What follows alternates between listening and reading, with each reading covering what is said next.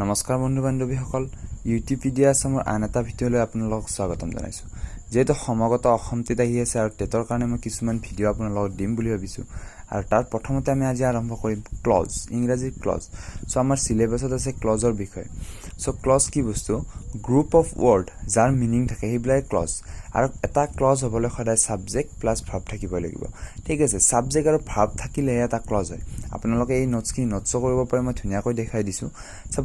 চাবক close তিনি প্ৰকাৰৰ। Close সদায় তিনি প্ৰকাৰত থাকে, যেনে প্ৰিন্সিপাল ক্লজ বা ইণ্ডিপেণ্ডেণ্ট ক্লজ। অৰ্থাৎ ইণ্ডিপেণ্ডেণ্ট ক্লজটোক প্ৰিন্সিপাল ক্লজ বুলি কোৱা হয়।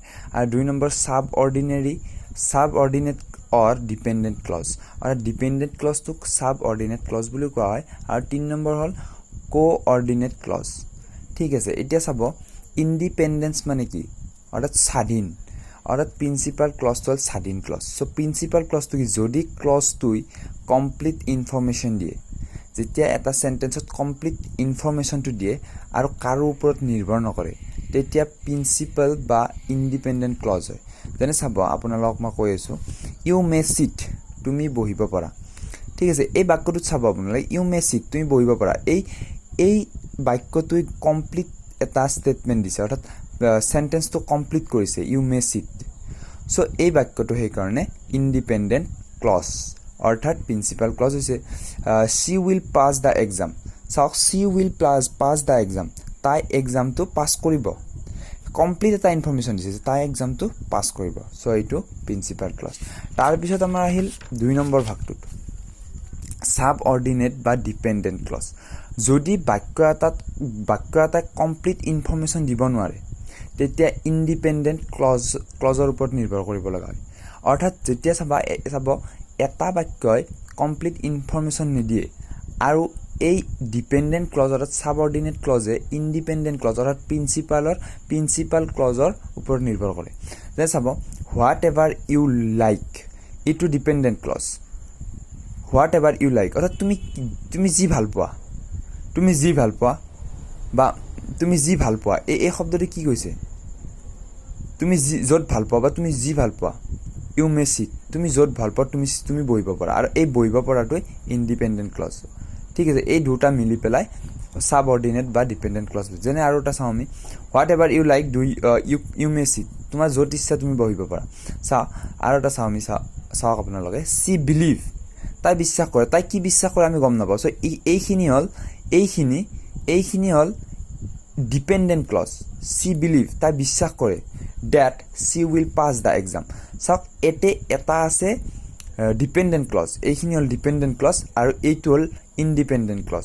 এই দুটা মিলি পেলাই কি হ'ল আমাৰ ছাব অৰ্ডিনেট বা ডিপেণ্ডেণ্ট ক্লজটো গঠিত হ'ল। এতিয়া ছাব অৰ্ডিনেৰী ক্লজত 2টা ক্লজ থাকে, এইটো মনত ৰাখিব। আৰু এই ক্লজ দুটাক সংযোগ কৰি কি ডেট, থ্ৰ' এইবিলাকেদি কনজাংচন বা সংযোজন কৰা হয়।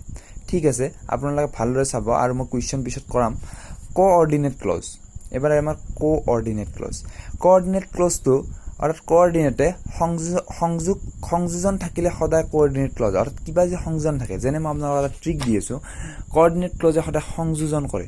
সংযোজনবোৰ কি? ফেন বয় হিচাপে আপোনালোকে ৰাখি থ'ব।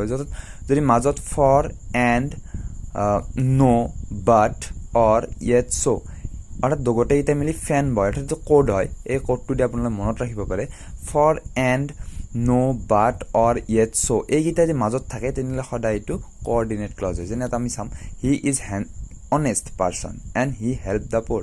এতিয়া 2টা ইণ্ডিপেণ্ডেণ্ট ক্লজ থাকে ইয়াতে। এইটোও কমপ্লিট ইনফৰ্মেশ্যন দিছে, হি ইজ অনেষ্ট পাৰ্চন, সি এজন ভদ্ৰ মানুহ বা সভ্য মানুহ, এণ্ড হি হেল্প দ্য প'ৰ, আৰু তেওঁ কি আছিলে দুখীয়া মানুহক সহায় কৰে। 2টা কমপ্লিট ইনফৰ্মেশ্যন দিছে। চ' এই 2টা ক্লজ ইণ্ডিপেণ্ডেণ্ট ক্লজ। এই ইণ্ডিপেণ্ডেণ্ট ক্লজটো কিয়ে সংযোজন কৰিছে? এণ্ড। চ' এইটো হ'ব কি ক্লজ? Coordinate close. অৰ্থাৎ আপোনালোকে এইকেইটা শব্দই কোঅৰ্ডিনেট ক্লজ থাকে। ক্লজ থাকিলে এইকেইটা শব্দ ব্যৱহাৰ হয়। আৰু আপোনালোকে কোডেদি মনত ৰাখিব পাৰে, ফেন বয়জ।